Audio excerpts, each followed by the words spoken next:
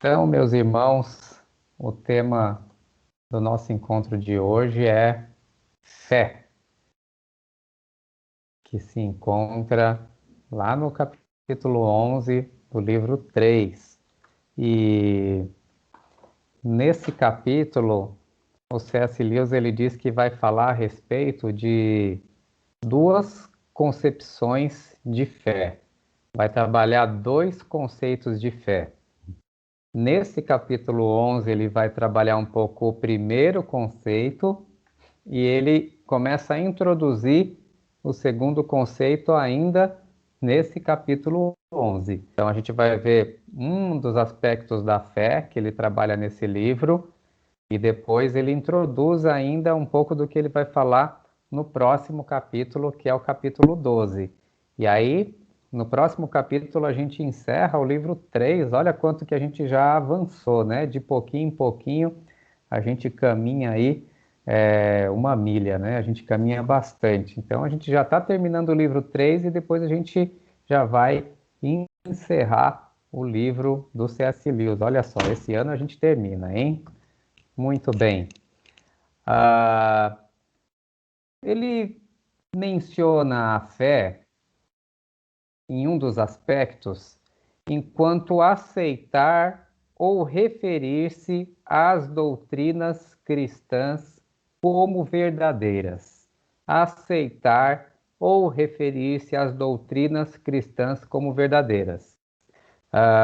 Você já deve, né, com certeza, se você faz parte de uma igreja, e todos aqui fazem parte de uma igreja, você sabe que existem as doutrinas cristãs. Doutrinas.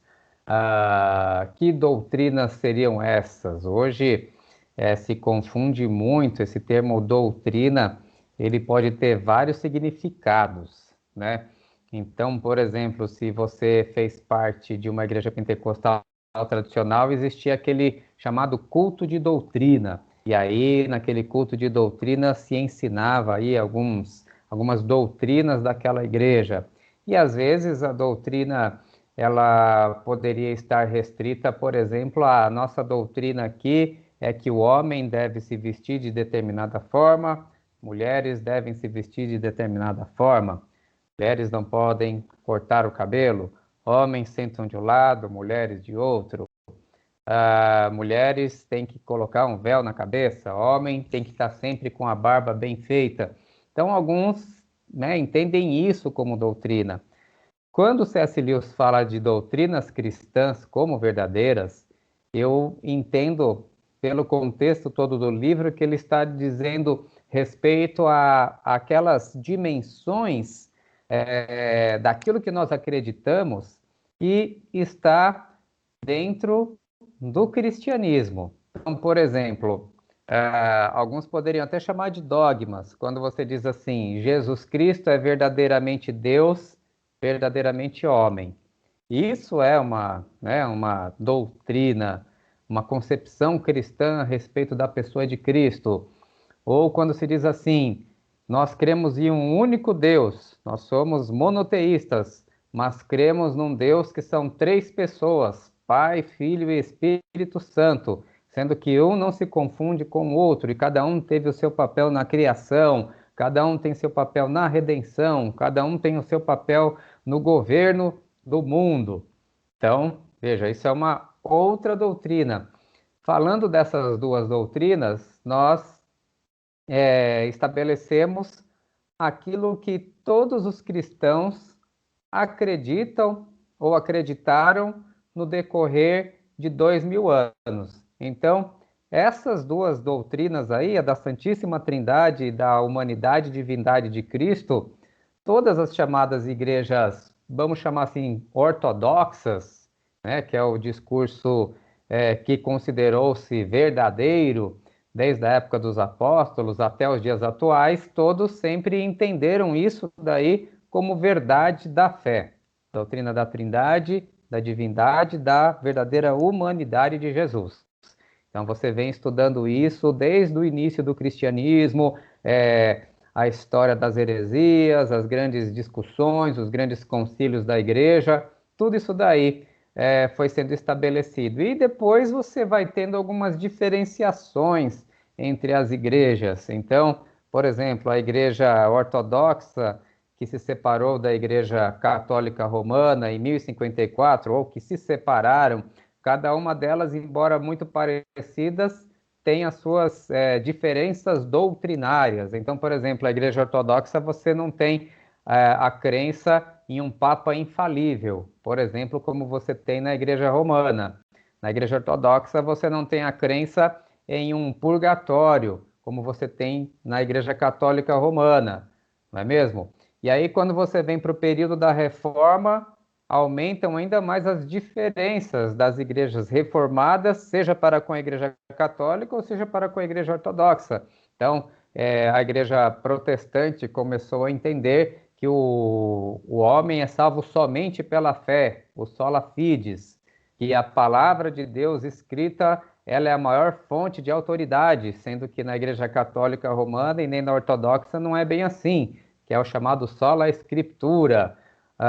O homem não é salvo pelas obras, nenhuma obra pode salvar, o sola gratia. Então você já vai tendo doutrinas um pouco diferenciadas dentro do protestantismo. E aí mesmo dentro das igrejas protestantes você vai ter diferenças. Então você vai ter umas que são arminianas, outras que são calvinistas, e assim sucessivamente vão gerando as diferenças. Mas o básico, né, da doutrina cristã, que é a divindade de Cristo, a sua humanidade, a doutrina da Santíssima Trindade, alguma concepção de redenção.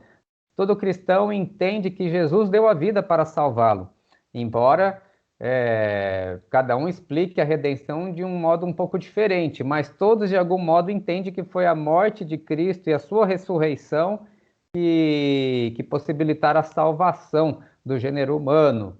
E aí você tem uma condensação de toda a crença cristã, por exemplo, na confissão de fé apostólica, né? No crer em Deus Pai Todo-Poderoso, Criador do céu e da terra, enfim.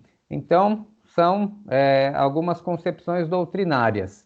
E o Lewis ele fala aqui nesse primeiro momento da fé, enquanto aceitar ou referir-se às doutrinas cristãs como verdadeiras. Então você passa a acreditar. Você crê que Jesus ressuscitou, você crê que Jesus é o Filho de Deus, você crê que Jesus morreu por você na cruz, você crê no Espírito Santo, e assim sucessivamente. Então, a fé nesse sentido, né? A fé que de uma vez por todas foi entregue aos santos, como está escrito.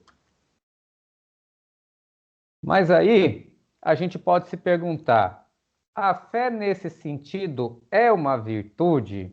Né? A gente pode estabelecer essa discussão. C.S. Lewis achava estranha essa afirmação, que é feita pelos cristãos. Para os cristãos, a fé é sim uma virtude. Mas Lewis achava estranha essa afirmação, pois acreditar ou não em algo não faria de alguém virtuoso.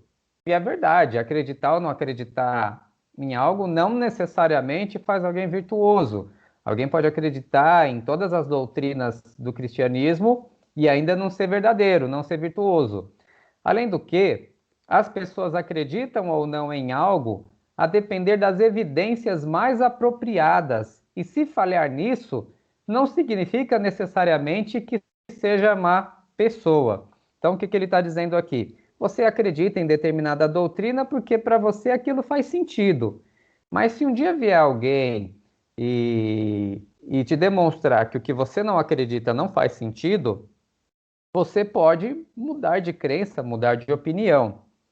E o simples fato de mudar de opinião ou permanecer na mesma opinião, seja a favor das evidências ou seja contra as evidências, não significa necessariamente que alguém é uma pessoa, né? Ela pode ter deficiência no raciocínio, ela pode não argumentar de forma lógica, mas não significa necessariamente que ela seja uma pessoa ruim, ou ainda que não acredite em nada. Enfim, então C.S. Lewis, ele entendia dessa forma, e quando ele escreve o livro, ele fala: eu continuo entendendo dessa forma também, mas ele não para por aí. Lewis ele dizia que ele achava antes que a mente humana era regida somente pela razão, mas chegou à conclusão que não é bem assim. realmente não é bem assim. Mas até aí tudo bem. Você crê numa determinada doutrina, alguém vem e fala para você, demonstra para você que aquilo não está correto, você acaba aceitando a argumentação, você muda de ideia, como se isso fosse somente um uso da razão, né? E Lewis ele deixa bem claro no livro que ele não tem medo da argumentação e que na verdade a argumentação, a refutação, ela deve acontecer. Que é bom que existam aí esses questionamentos, é bom que existam pessoas que façam frente às doutrinas cristãs e que a gente não pode virar as costas para isso, que a gente tem que dar razão da fé que há em nós, como está escrito. Mas pensando a fé enquanto virtude, ele percebeu que a questão não é regida somente pela razão. E ele vai dar alguns exemplos disso daí. O primeiro exemplo que ele dá é a respeito da cirurgia e anestesia. Então ele diz assim: é, a minha razão, pelo que eu estudei e aprendi e sei, é que a anestesia vai deixar você num estado de sonolência e você não vai sentir nada, não vou sentir nada durante uma cirurgia. E isso faz com que a minha razão ajude eu a ter confiança na anestesia e, portanto, me submeta a uma cirurgia. Então, veja como estão unidos aí, de certa forma, a razão, a fé e a ação. Eu acredito, né? Pela razão, eu sei que a anestesia funciona, eu acredito na anestesia e eu me submeto a uma cirurgia. Então, isso aqui é a razão funcionando. Mas aí o cabra chega no hospital, não sei se você já teve oportunidade de fazer cirurgia, eu já. Aí você vê o médico, você vê a máscara do pessoal, você já fica meio assustado, né? Quando eu fui fazer uma cirurgia ano passado, a minha pressão, ano passado, a minha saúde estava muito boa, né? Porque era aquelas cirurgias eletivas, então você vai se preparando para fazer a cirurgia. E eu fiz exame do coração, eu fiz esteira, eu fiz os exames de sangue, minha pressão super controlada, estava tudo ótimo, tudo maravilhoso, né? Tudo certinho, pressão 11/7, 12/8, peso ideal, legal, dá para fazer. Cheguei, coloquei o pé no hospital com a minha esposa, fui medir a pressão estava 20/12 já, né? Então, é exatamente isso daí que o C.S. Lewis falou. E aí, o que que o C.S. Lewis diz aí? Que nessa hora, o medo, a emoção, ela faz o quê? Ela faz com que você até venha até perder a fé na anestesia. Ele falou, pô, e se a anestesia não funcionar? E se na hora que eu estiver lá, os caras me abrindo, passa o efeito da anestesia? E é engraçado isso, né? Porque, assim, agora quando você tem aí internet, YouTube, essas coisas, o C.S. Lewis não tinha, né? Então qualquer coisa você vai lá pesquisar. E aí o que que o YouTube vai publicar, o que que a internet publica? Tudo aquilo que é exceção, porque o que é exceção da Ibope. Aí você começa a ver, tantos por cento, que é menos de 0,5%, vai, das pessoas no meio da cirurgia, elas ficam conscientes, mas elas não conseguem se mexer, e elas sentem tudo que estão fazendo e tal. E você fica pensando, nossa, será que eu vou ser a exceção? Aí eu vou tirar a dúvida com o médico e tal. Enfim, o que que C.S. Lewis está querendo dizer? Que às vezes o seu medo, a sua emoção faz com que você perca a sua razão, e aí, inclusive, nesse exemplo que ele deu, perca até, coloque em dúvida a fé que você tem com base na sua razão na anestesia, e você acaba ficando com medo. O outro exemplo que ele dá é o exemplo que você vai conversar com uma pessoa e você sabe que aquela pessoa não é uma pessoa de confiança, que ela vai abrir o jogo.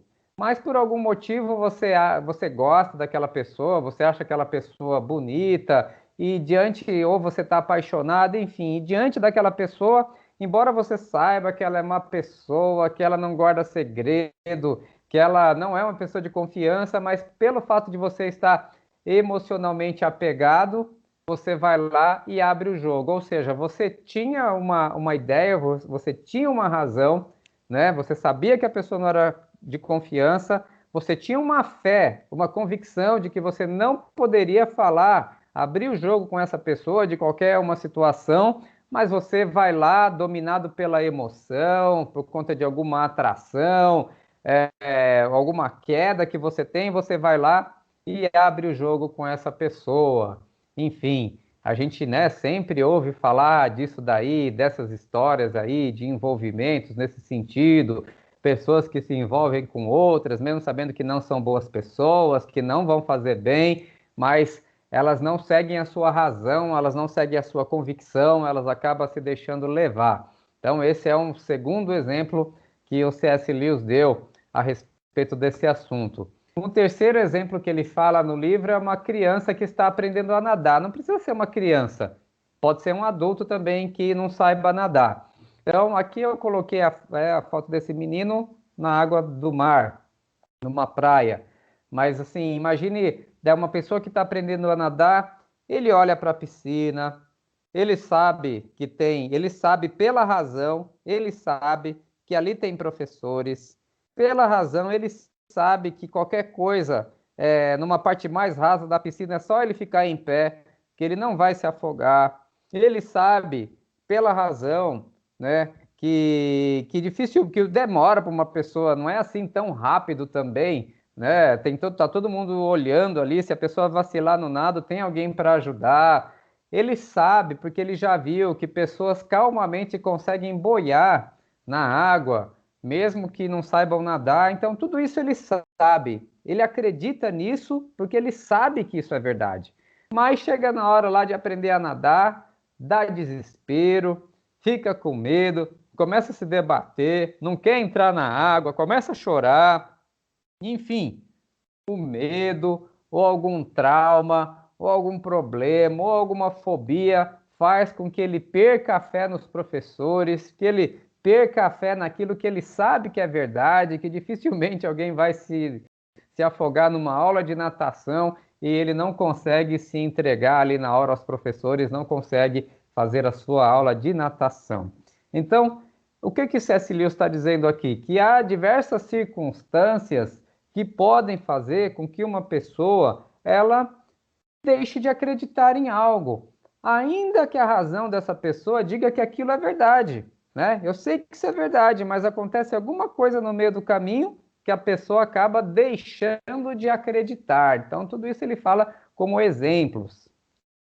Emoções, nesse sentido, emoções, sentimentos podem, entre aspas, destruir a fé, podem obstruir a fé, a confiança. Veja, não foi um outro argumento racional que fez, nesses exemplos aqui, alguém perder a fé. Não, foram medos, foram sentimentos, foram emoções, foram coisas muito pouco prováveis que fizeram com que aquelas pessoas perdessem a confiança. E aí ele diz assim, assim acontece no cristianismo. Uma pessoa pode vir a aceitar racionalmente o evangelho, né? Claro, cada pessoa tem a sua dimensão do pensar, do raciocinar, da lógica, mas quando uma pessoa ela começa a frequentar, começa a ouvir, começa a se achegar ao evangelho, significa que ela está tendo uma adesão racional também àquilo. Lógico, ela chega por diversos motivos, mas com o tempo ela vai pensando um pouco a sua fé. Acredito que ninguém vai ficar voluntariamente em algo que não lhe faça algum sentido. Mas o que acontece? Pode chegar a pressão do grupo, né? A família, principalmente em países que o cristianismo é assim mais perseguido. Podem começar a vir as tentações, lembranças do passado, fraquezas, vícios, etc. Outras propostas que podem fazer a fé esmorecer. Então, não foram argumentos racionais necessariamente, mas foi alguma situação no meio do caminho que fez com que a a fé ficasse aí um pouco mais pequenininha, ou talvez fosse até abandonada. E aí que C.S. Lewis entendeu que, nesse sentido, a fé pode ser considerada uma virtude.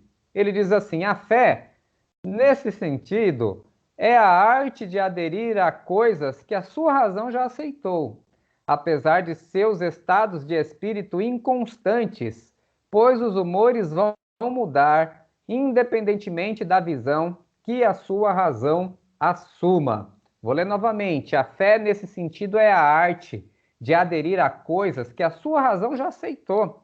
Já aceitei que Deus é bom, já aceitei que Jesus me ama, já aceitei que ele morreu por mim, né?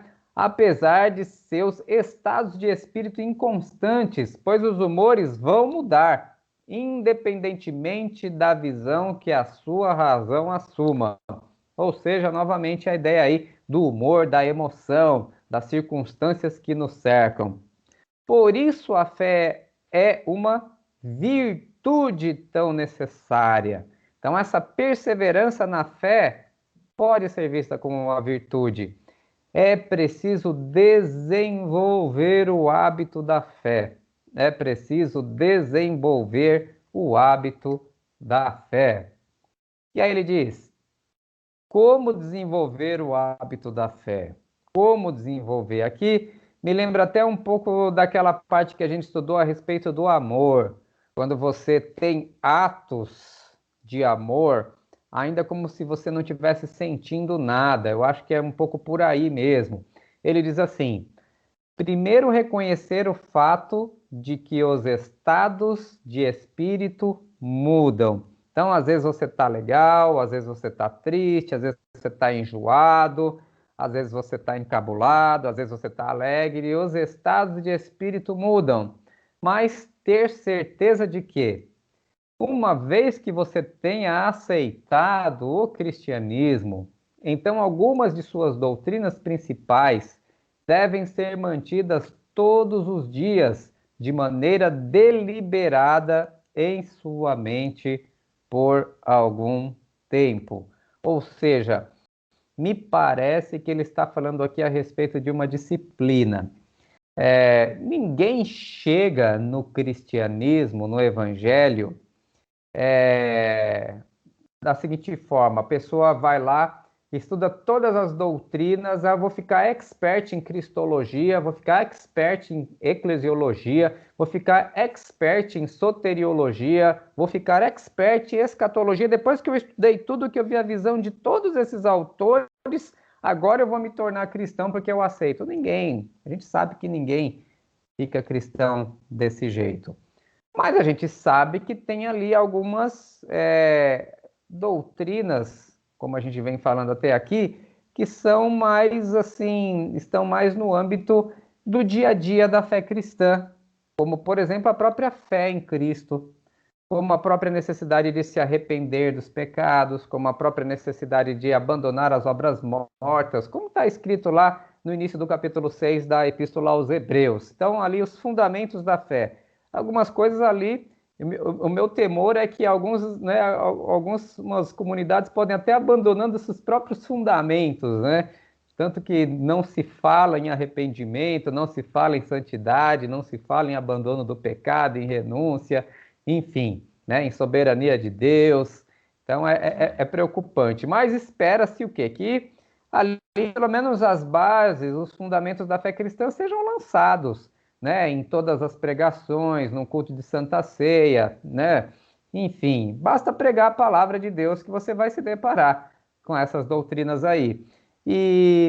Obviamente a gente não vai estar entendendo tudo de cara assim, mas a fé cristã, ela convida você ao quê? A confiar durante algum tempo, mesmo que você não venha entender. Eu acredito que passa por aqui um pouco o que o C.S. Lewis está dizendo, né? Porque ele diz assim, devem ser mantidas, né? Algumas de suas doutrinas principais devem ser mantidas todos os dias, de maneira deliberada, em sua mente. Então, deliberadamente, eu vou lá e eu escolho crer. Ainda que eu não entenda, mas eu escolho crer, né? ter fé em Jesus, né? Receber o amor do Pai, ter uma vida de oração, enfim, é uma disciplina mesmo, é uma questão de confiança, né? Quando eu liderei um tempinho um grupo de jovens na Igreja da Moca, e eu dizia para alguns novos que chegavam no nosso grupo, eu até dizia assim, eu falava, olha, confia um pouco na gente aí durante um tempo, você está chegando agora, tudo é novo para você, não toma nenhuma decisão precipitada, conversa com a gente antes, né? Tentando estabelecer a confiança mesmo para que a pessoa realmente se firmasse nos caminhos de fé, né? Dizia, ninguém está interessado em controlar a sua vida, ninguém está interessado em tomar nada do que é seu, mas agora se achega, né? Sente-se para aprender um pouco aí, confia na gente com um tempinho e não vai demorar muito, você vai começar a entender tudo isso daí, vai fazer sentido para você. Alguns aceitavam o desafio, outros não aceitavam, né? Acabavam indo embora. Mas os que aceitaram, graças a Deus, estão firmes aí até os dias de hoje, formaram família, servem a Deus na igreja, isso é uma bênção, graças a Deus, né? Então, essa é a disciplina que C.S. Lewis diz que nós devemos aí desenvolver. Daí a necessidade de orações diárias, leituras, cultos, né? Necessidade, temos que continuar sendo lembrados daquilo que acreditamos. E é verdade, irmãos, assim, isso daí o ser humano em qualquer coisa, em qualquer área da vida, né? No âmbito da fé, é, fazer orações, orar, não somente orações daquilo que vem da nossa mente, né? Às vezes a gente tem aquela concepção que eu sempre tenho que criar uma oração, inventar uma oração, porque Deus ele só vai apreciar a minha oração se ela for uma oração original, feita do meu coração. E aí, às vezes, você nem sempre está inspirado, né, para inventar nada. E também, muitas vezes, as nossas orações nem sempre são doutrinariamente ricas, né? A gente vai ficar falando aí, obrigado pela noite de sono, obrigado por esse dia, obrigado por esse alimento. Isso daí não é nada assim, é uma coisa do dia a dia, tá tudo certo, isso é bacana, isso é legal, mas não precisa ser só isso, porque você tem as orações que estão na Bíblia, né? Você tem os salmos, você tem as orações que os apóstolos fizeram, você tem um monte de oração na Bíblia, a própria oração do Pai Nosso, né? Então, são orações que você também pode se acostumar a ler e a fazer também, e aquilo vai te educando na doutrina cristã, né? A leitura da Bíblia é muito importante você ter o costume de ler a Bíblia sempre que possível. O ideal, certamente, é diariamente, né? E você não ficar parado somente no texto preferido, mas você ter uma leitura sistemática. Você começa e vai até o fim, volta, e vai até o fim, volta, e vai até o fim, vai sempre lendo literaturas de apoio que te ajudam. Quando você ouve uma pregação, eu faço isso até hoje, desde quando eu me converti, eu anoto as pregações, né? Então tem um caderninho de anotações, de pregações, porque se você, a não sei que você tenha um poder de retenção muito grande de ouvido, mas geralmente as pessoas elas gravam melhor alguns assuntos quando elas escrevem, mesmo na leitura da Bíblia, né? Você copiar versículos, enfim, e obviamente participar dos cultos. Tudo isso daí vai fazer o quê? Vai aquecer o seu coração, vai aquecer, vai te deixar assim, cada vez mais edificado na sua fé, né? Então, daí a questão da virtude da fé sendo cultivada no dia a dia da sua vida. E aí ele fala uma coisa aqui que é muito interessante, né? E eu acho que é exatamente isso. Dificilmente alguém se afasta do evangelho por conta de uma argumentação honesta. As pessoas simplesmente se desviam. Assim, eu acho que eu conheci, foi um ou dois, assim, todos esses anos de evangelho que são aí, desde 1994 eu estou no evangelho, o ano da Copa do Mundo lá do Romário, né? Eu acho que de lá para cá, se eu devo ter conhecido umas duas pessoas, assim, que falaram, que pensaram e entenderam que a fé cristã não era verdadeira. Fora isso, todo mundo, todo mundo que sai se desvia, ou se desanima, ou se decepcionou com alguma coisa da igreja, ou caiu em tentação e aí acabou desanimando mesmo, ou enfim, nunca é por conta assim de uma questão de pensar. Depois, assim, algumas pessoas vão lá e até elaboram algum pensamento racional, assim, alguma justificativa. Mas eu confesso que eu nunca achei nenhuma justificativa assim tão interessante. É claro, há argumentos, sim, pelo menos esses dois que eu conheço, né, que eu falo assim, que eles têm argumentos mais sofisticados, os motivos pelos quais eles abandonaram a fé, enfim. Mas assim, mas nada assim também que seja assim absurdo, né? Ó, realmente, meu Deus, né? Não é verdade o que eu acredito. Nada disso também. Então, o que C.S. Lewis fala assim é que a maior parte das pessoas realmente elas se desviam, elas simplesmente esfriam, simplesmente desanimam. Daí a necessidade de se cultivar essa virtude, a virtude da fé. Então, esse foi o primeiro sentido que ele demonstrou nesse capítulo 11. A fé enquanto virtude, e uma virtude que precisa ser cultivada.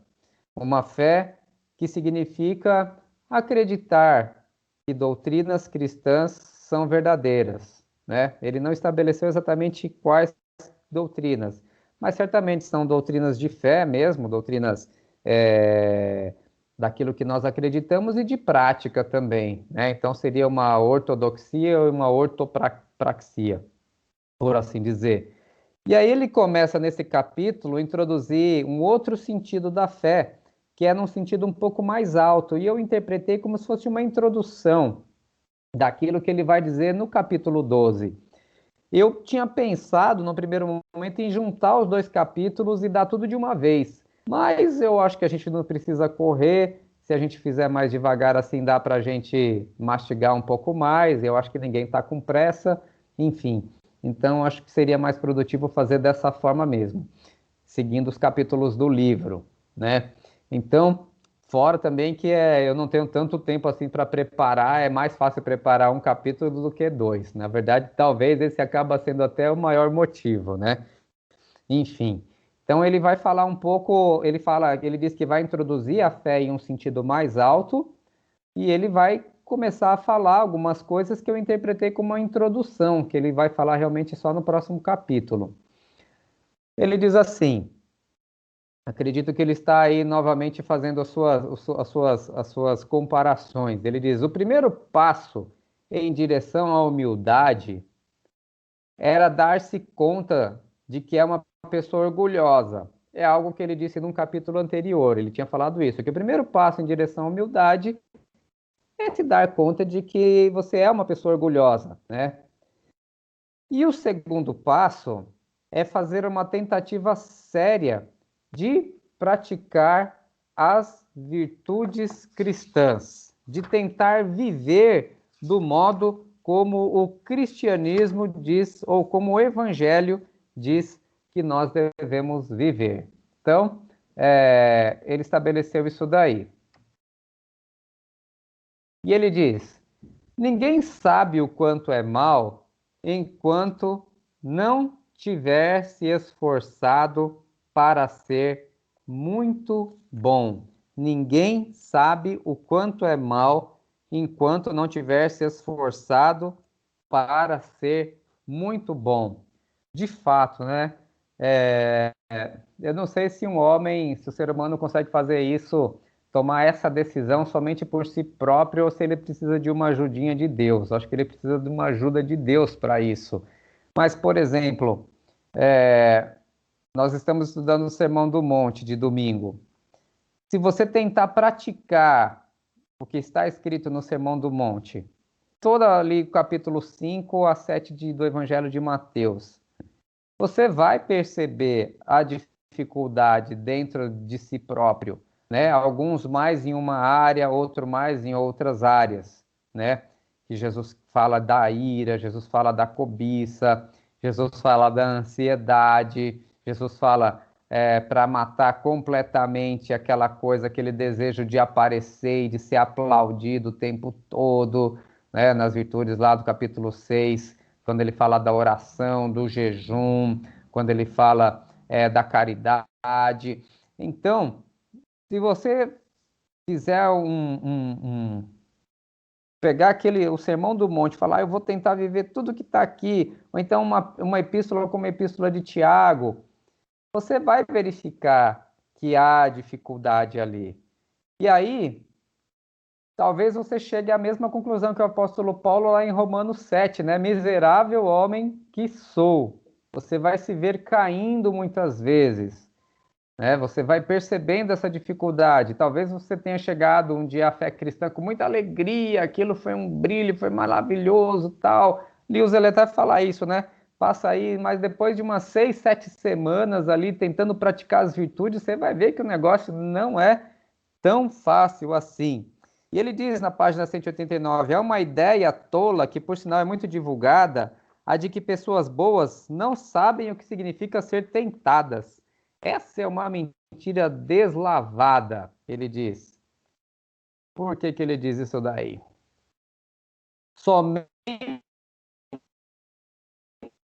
quem sabe o quanto a tentação é forte, né? Então, quem não resiste à tentação, quem não busca resistir, não sabe o tamanho da força, né? Ele até diz, o C.S. Lewis, que uma pessoa má, ela não tem, às vezes ela não tem dimensão de quanto ela é má, justamente porque ela não tenta ser boa, né? Somente uma pessoa que tenta ser boa tem a dimensão do quanto a maldade é má, né? E ele até dá um exemplo aqui, na página 190. Apenas aqueles que buscam resistir à tentação sabem o quanto ela é forte. Afinal de contas, só descobrimos a força do exército alemão lutando contra ele e não nos rendendo à sua força, né? Só lutando, batalhando. Só descobrimos a força do vento quando tentamos andar no sentido contrário a ele e não quando nos deitamos no chão. Uma pessoa que cede à tentação depois de 5 minutos simplesmente não sabe o que teria acontecido uma hora depois. Ou seja, não saberia as dificuldades pelas quais ele teria passado. E aí ele fala aqui, ele tem uns insights que eu acho muito interessantes. É por isso que pessoas más, em certo sentido, sabem muito pouco a respeito da maldade, uma vez que vivem numa redoma pelo fato de sempre cederem. Só descobrimos a força do impulso maligno dentro de nós quando tentamos lutar contra ele. E aí é muito interessante, ele fala do Cristo. E Cristo, por ter sido o único homem que nunca cedeu à tentação, também é o único homem que conhece o que realmente significa ser tentado. Ele é o mais realista de todos. Uma passagem muito bacana isso daí, né? Um insight muito interessante do C.S. Lewis. E ele diz assim: o ponto principal que aprendemos da tentativa séria de praticar as virtudes cristãs é que nós falhamos. Quando nós tentamos realmente de uma forma honesta, nós sabemos que não somos tão santos quanto deveríamos ser, tão bondosos como deveríamos ser, tão caridosos como deveríamos ser. Quando nós menos achamos, menos prestamos atenção, menos atentos estamos, vamos percebendo que de repente surge aqueles impulsos em nós que nós julgávamos que já tinham acabado, aquelas carências, aqueles ciúmes, aqueles ressentimentos, né? Aquelas invejas, tudo dentro da gente, e a gente vai aprendendo a discernir essas coisas. Quando a gente está no meio do mundo, a gente nem se dá conta, né? Quando a gente está fora do âmbito do evangelho, é como se fosse uma coisa natural e até mesmo justa. Quando nós estamos afastados do evangelho, quando nós não conhecemos o evangelho, a gente acha que a nossa indignação é justa, que o nosso ciúmes é justo, que a nossa ira é justa, que tudo tá isso. Mas quando a gente se defronta com o espelho da palavra de Deus, aí a gente vai vendo que o negócio é embaçado. E aí, nesse ponto que nós falhamos. E aí ele vai falando as conclusões que nós devemos chegar, né? Ele diz assim, Estou lendo aqui no livro ainda, se houve alguma ideia de que Deus tenha nos submetido a algum tipo de exame que devemos adquirir boas notas por mérito, tal noção tem que ser eliminada. Se houve alguma ideia de uma espécie de barganha, qualquer ideia que poderíamos desempenhar nossa parte no contrato e assim colocar em nossa lista de devedores, de modo que seja seu dever, por mera justiça, cumprir a sua parte, essa ideia também deve ser afastada. Qualquer ideia de notas por mérito, de barganha, de colocar Deus como devedor, deve ser eliminada. O primeiro resultado do cristianismo real é eliminar essa ideia. Uma pessoa só chega diante verdadeiramente do evangelho quando ela percebe que não há o que ela reivindicar diante do Senhor, né? Não é um contrato em que Deus faz a parte dele e nós fazemos a parte, e aí Deus se torna nosso devedor, em que ele reconhece alguma coisa, nossa, esplêndido, caramba, né? Eu preciso salvar esse cara, essa menina, porque ele é muito bom. Então, o Evangelho elimina essa ideia, uma ideia do Evangelho. E o Evangelho, a graça, né? Ele nem usa essa palavra aqui, mas a graça elimina essa ideia. Quem tem essa consciência do Evangelho sabe que ninguém é merecedor. Quem está fora do Evangelho, ou está fora desse âmbito, ela acha que todo mundo merece. Todo mundo merece ir para o céu, todo mundo merece ser filho de Deus, todo mundo, Deus é devedor, né, de recompensa para essa pessoa porque ela foi tão boa. O Evangelho elimina essa ideia. É muito duro isso, e é isso que o Lewis vai falar no próximo capítulo. É muito duro isso daí, né? Você nunca vai falar num leito, né, num leito de enfermidade para uma mãe que perdeu um filho. Ah, meu filho ele era tão bom, ele era tão, né, ele merece, ele tal. Você nunca vai falar, não, teu filho era pecador como qualquer outro aí. Ele tinha suas... Não vai falar isso, né? Num momento de tristeza e de dor. Mas essa é a verdade do ser humano, né? Diante da virtude do Senhor, diante de Deus, diante da santidade de Deus, não tem como ninguém falar uma coisa dessas daí. Essa é uma das grandes pedras de tropeço do Evangelho, inclusive, eu acho, porque todo mundo procura alguma coisa que tem a ver com mérito, né? Eu quero conquistar alguma coisa por mérito meu, todo mundo busca isso o tempo todo. E no Evangelho as coisas não são bem assim que funcionam. Tudo é pela graça. O apóstolo Paulo falou até, né? Não eu, mas a graça de Deus em mim. Muito bem. E o segundo ponto, né, que a gente vai aprendendo também no Evangelho, né? Aqui ele falou do primeiro resultado do cristianismo, se a gente pode falar de um segundo resultado, é que todas as nossas faculdades nos foram dadas por Deus, sejam faculdades naturais ou sejam habilidades carismáticas, né? Vamos pensar aí lá de 1 Coríntios 12, né? Os dons carismáticos, sejam dons naturais, ou sejam dons carismáticos. Tudo nos foi dado por Deus. Essa é a outra descoberta. Ele fala na página 191, cada uma de nossas faculdades, sua faculdade de pensar, de mover os lábios, a cada minuto é tudo dado por Deus. Ainda que você dedicasse cada minuto de sua vida exclusivamente ao serviço dele, não poderia lhe dar nada que, em certo sentido, já não fosse dele. Sendo assim, quando alguém diz que está fazendo alguma coisa para Deus ou dando alguma coisa a ele, vou dizer a você o que isso se parece. É como uma criancinha que fosse a seu pai e dissesse: Pai, dê-me algum dinheiro para eu lhe comprar um presente de aniversário. E aí você, claro, vai dar o presente, vai dar o dinheiro para ele e fica contente com o fato da criança ir lá e comprar um presente, mas isso foi com recursos do pai, né? E ninguém vai achar que isso foi uma transação. Não foi. Tudo veio do próprio pai, para que o próprio pai fosse presenteado. Mas isso não significa que ele não vá ficar contente com o fato do filho ter desejado presentear e honrar o pai com aquilo que recebeu dele. E, de certa forma, é isso que acontece, possivelmente com todos nós, quando nós servimos a Deus. Nós não damos nada a Ele que já pertence a Ele. Tudo vem de ti, Senhor, e do que é teu tu damos, como está escrito, né? Todas as suas maravilhosas virtudes, todos os seus dons, tudo aquilo que você sabe fazer de melhor, tudo foi dado por Deus. E o âmbito da nossa fé demonstra o quê? Que nós devemos devolver isso para Deus. Mas quando nós devolvemos isso para Deus, na verdade nós não estamos dando algo de nós mesmos que não tenha sido dado primeiramente por Deus.